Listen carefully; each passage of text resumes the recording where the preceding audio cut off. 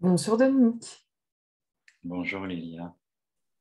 Aujourd'hui, nous allons parler des relations amoureuses et la question c'est comment savoir si je t'aime encore?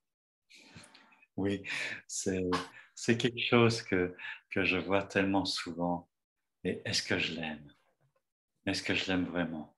Est-ce que c'est de l'habitude, de l'affection? C'est difficile à déterminer au bout d'un moment. Oui, mais c'est aussi une grosse interrogation dans les relations. Est-ce que je vais rester avec lui, avec elle? Et c'est une question, je crois, qui taraude beaucoup. Oui, C'est est-ce que j'ai encore le feu du début ou est-ce que je l'ai jamais eu ou est-ce que j'oublie que j'ai vraiment aimé et où ça place l'amour. Et là, moi, c'est une question essentielle euh, parce que ça dénote une certaine attitude. Tu vois, voilà, la problématique, c'est qu'en fait, l'émotion fluctue tout le temps. d'accord. Donc, il y a un jour, je peux me réveiller et regarder mon amoureuse qui dort à côté de moi et dire ah, quelle splendeur, que je suis content d'être à côté d'elle. Et puis le lendemain, la même personne, elle a la bouche ouverte et elle ronfle. Et je trouve, oh, quelle laideur, mais moi, je peux aimer cet engin-là. Et dans la tête des uns et des autres, nous avons tous, il ne faut pas se raconter d'histoire, nous avons tous ces inquiétudes. Hmm. Et ça place l'amour à un plan, je dirais, c'est un peu brutal, mais hormonal, émotionnel et fluctuant.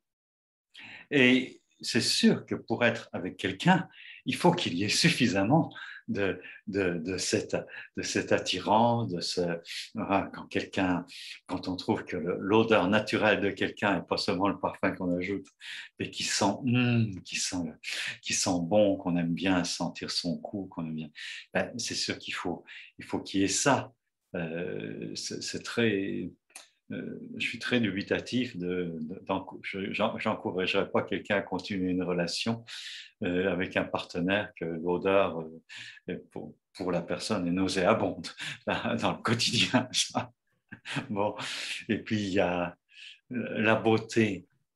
La beauté, c'est pas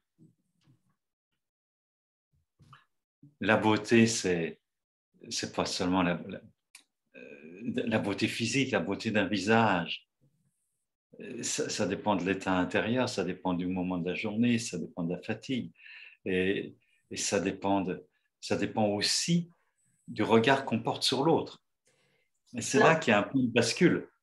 C'est là qu'il y a un point de bascule. Il y a un proverbe chinois qui dit, c'est le regard du jardinier qui fait que la plante pousse et fleurit.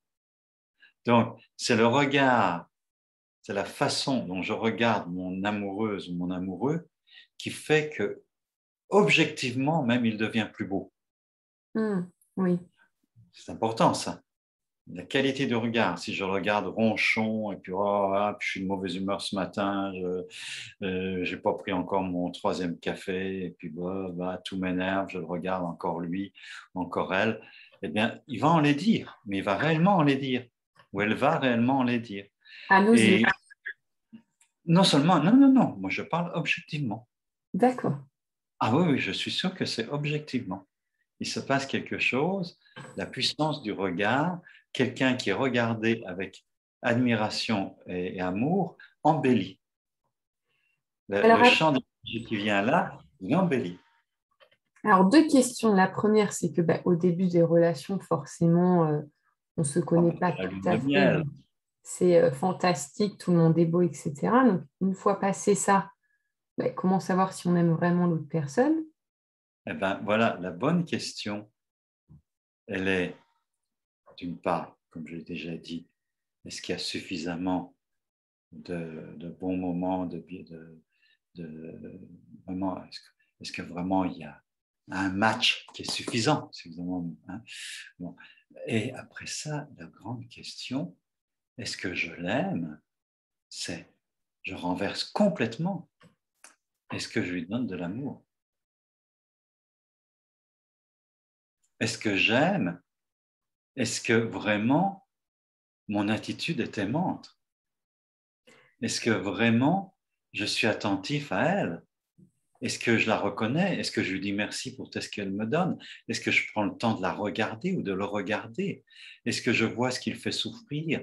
Est-ce que je suis préoccupé aussi peut-être de changer certains détails dans la vie du quotidien qui l'affectent, comme d'avoir la générosité de descendre les poubelles régulièrement ou de me laver les dents au petit matin pour qu'elle ait une haleine fraîche quand je vais faire l'amour avec elle, et que je présente. Voilà, tout simplement des choses comme ça. Est-ce que je l'aime? Est-ce que je lui offre le meilleur de moi-même? Est-ce que j'ai conscience de, qu'elle a besoin d'être nourrie, qu'il a besoin d'être nourri et que je fais de mon mieux? Alors, il y a des moments aussi où quand on n'est pas bien nous, du coup, on ne nourrit pas cet amour. Comment on sait si vraiment cet amour n'est plus nourri parce que c'est euh, notre bien-être ou mal-être intérieur qui l'impacte, ou si c'est juste une décadence de cet amour qui n'est plus présent. C'est lié, hein, la décadence de l'amour qui n'est plus présente. Mais si tu n'apprécies pas ton partenaire, parce que tu es de mauvaise humeur à cause de tas d'autres questions, de la fatigue et tout ça, eh bien, il va devenir de moins en moins appréciable. Et comme je le répète, même physiquement. Maintenant, un des tests pour Ah, savoir si je suis en train de détruire la relation amoureuse, c'est mathématique. Il y en a qui se sont amusés, des psychologues qui ont fait des tests avec, euh, j'allais dire randomisés, avec, en tout cas statistiques. oui. Et c'est combien de fois dans un couple, l'un et l'autre se disent merci. Et le rapport qu'il y a entre une remarque qui est quand même un peu déplaisante, tu aurais quand même pu ranger ton assiette, c'est moi qui range mon assiette tous les jours, ça serait bien que tu t'y mettes aussi. Eh bien, pour une remarque négative, pour qu'elle n'affecte pas la relation, il faut qu'il y ait 5 remarques positives. 5 remarques positives ou merci, gratitude, encouragement, Alors, voilà.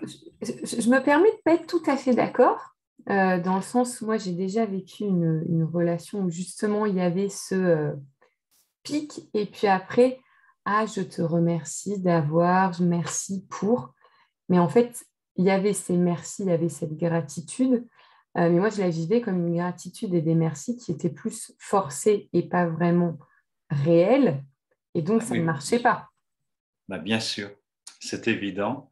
C'est évident que le vrai merci, il vient d'une qualité de présence.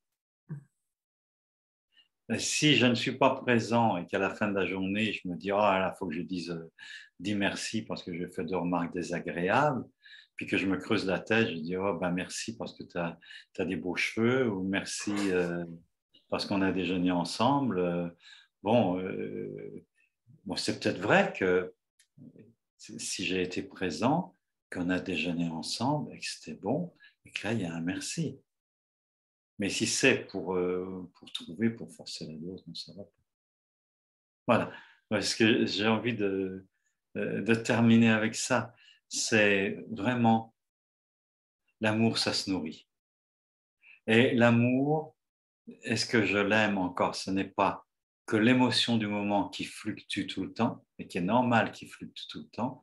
Est-ce que c'est mon engagement dans la relation à nourrir la relation et à nourrir l'autre en même temps que je me respecte, en même temps je respecte l'autre et en même temps je suis conscient de ce dont l'autre a besoin et je me fais un plaisir aussi de répondre aux besoins de l'autre. Et Dernière c'est, oui, petite oui, vas-y. question, si on n'a plus envie de nourrir cet amour, parce que ça peut arriver, quand est-ce qu'on peut justement passer le pas à dire, OK, je veux plus nourrir cet amour et c'est ma responsabilité?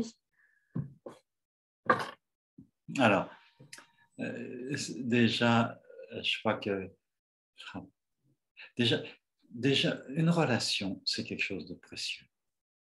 C'est pas quelque chose qu'on allume, puis puis ensuite qu'on jette comme un vieux chiffon ou comme un mouchoir, c'est usagé. C'est prendre son temps, vraiment regarder ce qui se passe. Ça peut être vraiment de se demander pourquoi elle n'est plus là. Parfois, c'est parce que je n'ai pas su dire. Parfois, c'est parce que j'ai supporté des choses que je n'ai pas dites. Tu vois, je n'ai pas exprimé mon vécu. Et là, avant, si tu prends conscience qu'une relation avec quelqu'un, c'est un joyau, tu ne le jettes pas comme un Kleenex et ça vaut la peine d'aller voir et peut-être de faire un bout de thérapie. Surtout si c'est quelqu'un avec qui je me suis investi, avec qui déjà rien que de faire l'amour, de faire l'amour, de livrer son corps à une relation. Là, il y a quelque chose d'intime, quelque chose de précieux qui est enclenché.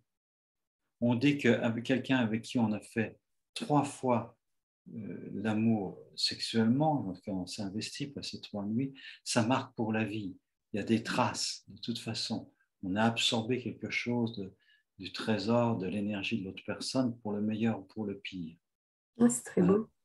Ouais. Donc, oui, bien sûr qu'à un moment donné, il faut savoir arrêter une relation. Et ça, on pourrait faire aussi une réflexion.